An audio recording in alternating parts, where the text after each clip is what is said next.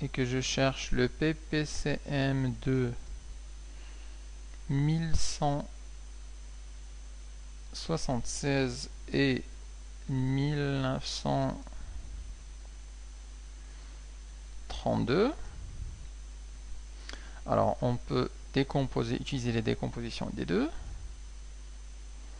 On a 1176 qui est égal à 2 à la puissance 3 fois 3 fois 7 au carré.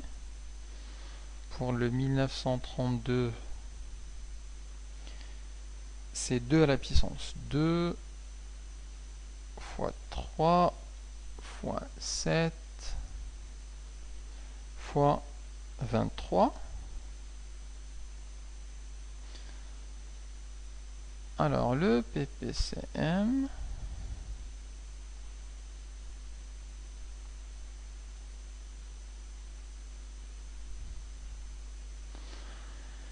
va être égal. Alors il faut prendre tous les facteurs premiers, communs et non communs. Donc 2, 3, 7 et 23. Donc 2 fois 3 fois 7 fois 23. Et il faut les élever à la plus grande puissance. Alors la plus grande puissance pour 2, c'est 3. 2 à la puissance 3. Le 3 à la puissance 1, 3 à la puissance 1, ça c'est bon. Le 7, là on a une puissance 2, une puissance 1, donc il faut l'élever à la puissance 2. Et le 23, il y en a un seul. Et donc le PPCM de 1176 et de 1932, c'est égal à ce nombre-là qu'on peut calculer. 2 à la puissance 3 fois 3 fois 7 au carré fois 23. Ça nous donne 27 048, qui est le PPCM de ces deux nombres. Alors là, on a vu les deux définitions du PGCD et du PPCM en utilisant la décomposition en facteurs premiers. Il y a d'autres manières de faire qu'on verra dans les exercices. Et pour cela, on va essayer de faire en remarque une méthode dite de l'algorithme d'Euclide.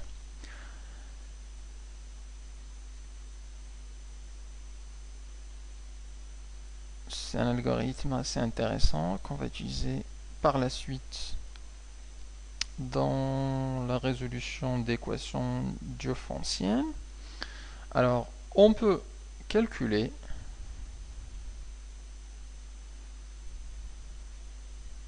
le PGCD en utilisant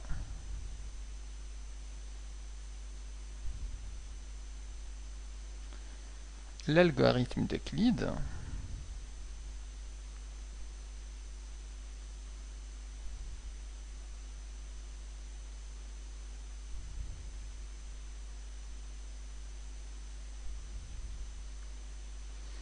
appelée parfois la méthode des divisions successives.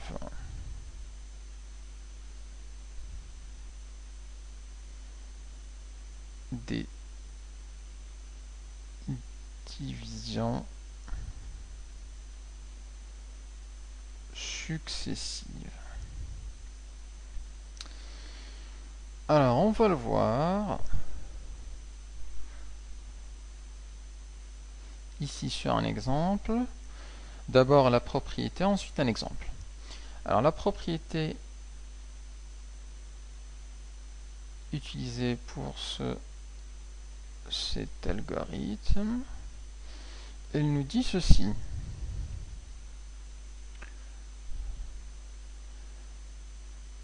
Soit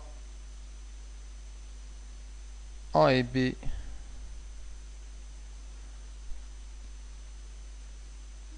de nombre naturel non nul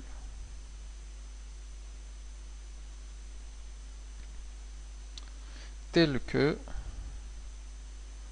B ne divise pas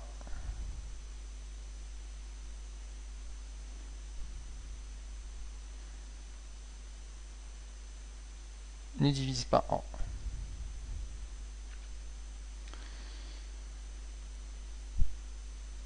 Et alors, on a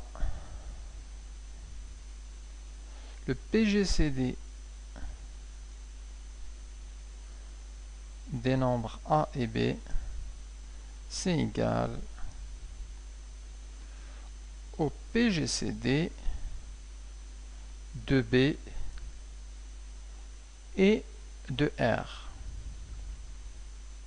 Alors, c'est quoi le R ici? Le R, c'est le reste de la division de A par B.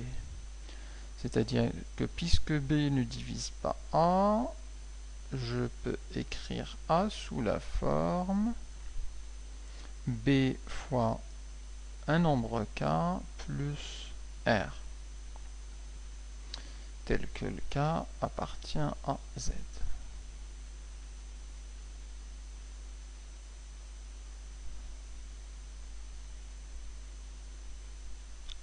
Le K appartient simplement à N. Non, dans ce cas-là, puisqu'on raisonne sur des nombres entiers naturels.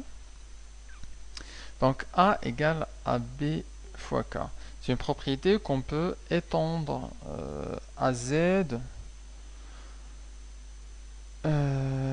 Ici, donc, je vais le dire, c'est possible de l'étendre en nombre relatif, et dans ce cas-là, on aurait le K qui appartient à Z. Alors, en bref, on a deux nombres, tels que B ne divise pas A, donc on peut écrire A comme étant B fois un K, plus R qui est le reste, et donc, la propriété nous dit que le PGCD de A et B, c'est exactement le PGCD de B et R. Alors, dit comme ça, c'est super clair, hein, j'imagine. Alors, rien que pour l'éclaircir un petit peu plus, on va prendre des exemples. Et je vais prendre en particulier deux exemples.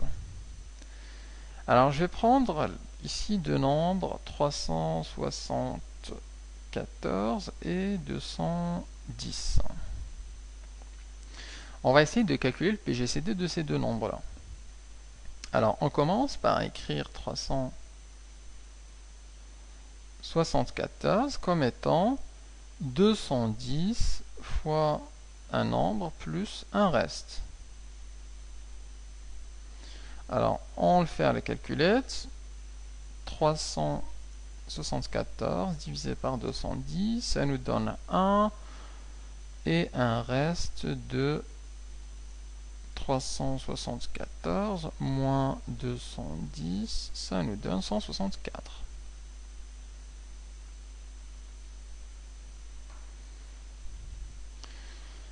Alors, c'est là maintenant où on va utiliser la propriété qui nous dit que le PGCD de A, ça c'est A, et ça c'est B. Le reste R, c'est 164. Donc en fait, on va maintenant raisonner simplement sur B et R. Alors du coup, je vais mettre ici le 210 égale, ici le R, 164 fois un nombre plus un reste.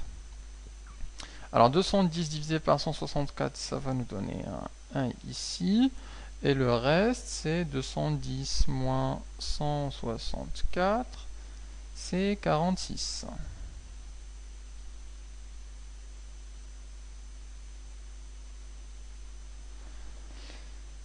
Encore une fois, on a simplifié en partie. Alors, on va encore une fois prendre le B et le R. Donc ici, je mets le B et là, je mets le R. Donc là, j'aurai 164 égale et là 46. Alors, multiplié par un nombre, puis un reste. Alors, 164 divisé par 46, ça fait 3. Et pour obtenir le reste, c'est 164 moins 46 fois 3. Ça donne 26.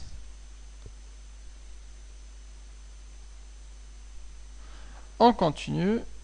Donc, de la même manière, on prend le B et on prend le R. Alors ici, on a 46 égale à 26 multiplié par... Alors ici, ça va donner 26 multiplié par 1 et un reste de 64 moins 26, ça fait 20. On continue avec l'algorithme. Le B et le R. On aura ici 26 égale à 20 multiplié par un nombre plus un reste. Alors, ça va nous donner 20 multiplié par 1 et un reste de 6. Alors, je continue toujours avec le B et le R. Donc, j'aurai 20 égale à 6 multiplié par un nombre plus un reste. Alors, ça va nous faire 6 fois 3, ça fait 18 et un reste de 2.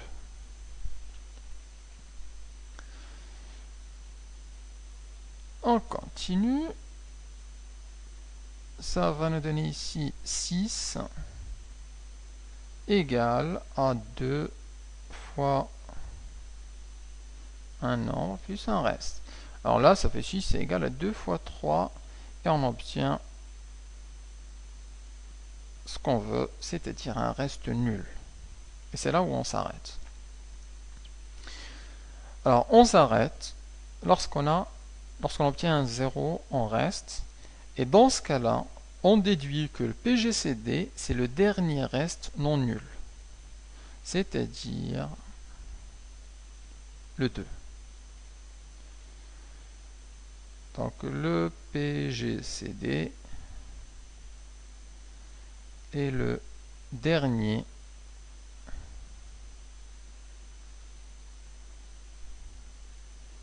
reste, il doit être non nul.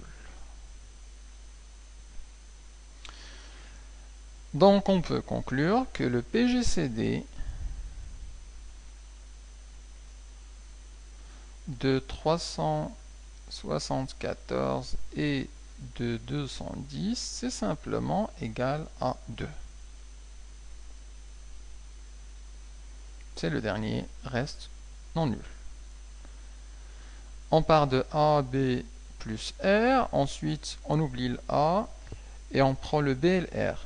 Et si vous avez remarqué, les nombres diminuent à fur et à mesure. Là on est avec 374, ensuite on est à 210, 164, 46 et ça diminue petit à petit jusqu'à avoir un reste nul et on prend le dernier reste non nul. Alors faisons encore une pour bien comprendre ce qui se passe. Alors si je prends 105 et 8,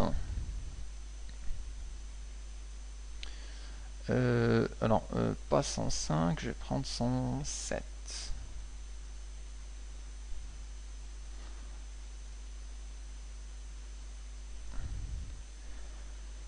Alors, toujours on fait la décomposition, hein, le premier, 107 égale à 8 fois un nombre plus un reste. Donc 107 divisé par 8, ça fait 13.